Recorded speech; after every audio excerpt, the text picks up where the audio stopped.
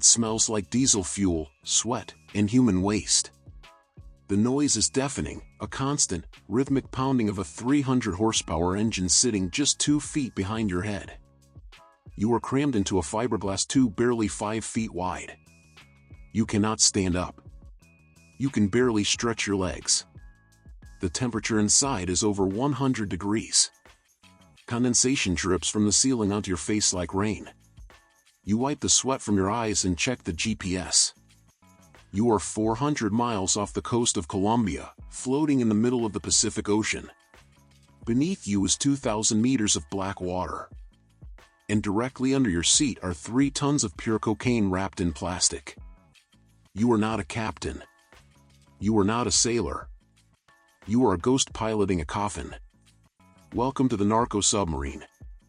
Most people think drug smuggling is done with fast boats or airplanes. But when a cartel needs to move hundreds of millions of dollars of product at once, they build these semi-submersibles. They are built in secret shipyards deep in the jungle of Suriname or Colombia. They are not made of steel like military submarines. They are made of wood and fiberglass to minimize their radar signature. They are painted dark blue to blend in with the ocean. They sit so low in the water that the waves wash over the cockpit glass. You are practically invisible. But being invisible has a price. If a commercial ship runs you over at night, they won't even feel the bump. You will just crack open and sink to the bottom, and no one will ever know you were there. You look at your crew. There are 3 of you. You are the captain, usually a poor fisherman recruited for your knowledge of the currents, or maybe a disgraced naval officer looking for a payday. Then there is the mechanic, whose only job is to keep the engine running, because if the engine stops, the pumps stop. And if the pumps stop, you sink. Finally, there is the enforcer. He is not there to help navigate. He is there to make sure you don't panic and dump the cargo. He has a pistol tucked into his belt. He sleeps with one eye open. Life inside the tube is a psychological torture test. The mission lasts for 10 to 14 days. There is no toilet. You use a bucket. You eat canned beans and drink warm water. You sleep in shifts of 4 hours, curled up on top of the cocaine bricks. But you never really sleep. The fumes from the diesel engine are toxic. The ventilation is primitive. After 3 days, you start to hallucinate. You see things in the water. You hear voices over the engine noise. This is called the diesel madness. Your brain is slowly being poisoned by carbon monoxide. You have to fight to stay awake, because if you drift off course, you will run out of fuel in the middle of nowhere. And there is no AAA in the Pacific. Your biggest enemy isn't the ocean. It's the U.S. Coast Guard. They patrol these waters with cutters, helicopters, and P-3 Orion surveillance planes. Their radar is good, but their infrared is better. If you surface at night to vent the exhaust, your heat signature lights up like a Christmas tree on their screens. You live in constant fear of the buzz. That sound when a surveillance plane flies low over you. If you hear that, the clock starts ticking. You know a cutter is on its way. This is where the job becomes a suicide mission. Every narco sub is equipped with a specific valve called the Scuttle Valve. It is a hole in the bottom of the boat. If you are caught, your orders are simple: open the valve. The boat will flood and sink within 2 minutes. The evidence, the $300 million of cocaine, sinks with it. The cartel would rather lose the product than have you talk to the DEA. But here's the catch: when you open that valve, the water rushes in with the force of a fire hose. The hatch is heavy. The sub tilts. If you don't get out in the first 30 seconds, the pressure will seal the hatch shut. You will ride the boat down to the bottom of the ocean. Many crews drown trying to escape their own vessel. Why do you do it? Why risk dying in a fiberglass tomb? The money. In your village, you make $10 a day fishing. For this one trip, the cartel promised you $25,000. That is a lifetime of money. That buys a house for your mother, school for your kids, and a new truck. You tell yourself it's just one trip. Just one. But the cartel knows the truth.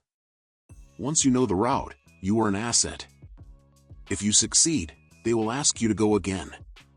If you refuse, they will remind you where your family lives. You are trapped. The sub is just a physical manifestation of your life, a tight, dark place with no easy exit. Day 7. The storm hits. The waves are 20 feet high. Inside the sub, it feels like being inside a washing machine. You are tossed around, slamming against the controls. The enforcer is vomiting into the bucket. The mechanic is screaming that the intake pipe is taking on water. You fight the wheel, trying to keep the bow into the waves. If you turn sideways, you will roll over. And these boats do not self-right. If you flip, you die. You pray to God, to the Virgin Mary, to anyone who will listen. You realize that you are nothing, just a speck of dust in a violent ocean. Suddenly, the engine sputters. Silence. The loudest silence you have ever heard. The mechanic scrambles to the back. Fuel filter, he screams. He is changing it in the dark, his hands shaking. The boat is drifting broadside to the waves. You can feel the heavy roll. You scream at him to hurry. He bleeds the line. He cranks it. Nothing. He cranks again. Nothing. You look at the enforcer. He has his hand on his gun. He is looking at you like you are the problem. This is how it ends. Betrayed by a cheap filter in the middle of hell. Then, a cough. A roar. The engine catches. The boat vibrates again. You throttle up, turning the nose back into the waves. You collapse against the seat, your heart beating faster than the pistons. Day 12. You see the coastline. It's Mexico. Or maybe Guatemala. You don't ask questions. You just follow the coordinates. You don't pull into a port. You meet a fishing boat 10 miles offshore. It happens quickly. Men with machine guns jump onto your hull. They offload the bales of cocaine in a frenzy. They toss you a backpack full of cash. Sink it, the leader says. You open the scuttle valve. The water rushes in. You jump into the ocean, swimming toward the fishing boat. You watch as the sub, your prison, your home, your coffin for the last 2 weeks, tilts up and slides beneath the surface. It's gone. You climb onto the fishing boat. The air is fresh. It smells like salt, not diesel. You look at your hands. They are shaking. You are alive. You get back to land. You take a bus back to your village. You give the money to your mother. She cries with happiness. She doesn't ask where it came from. You buy the truck.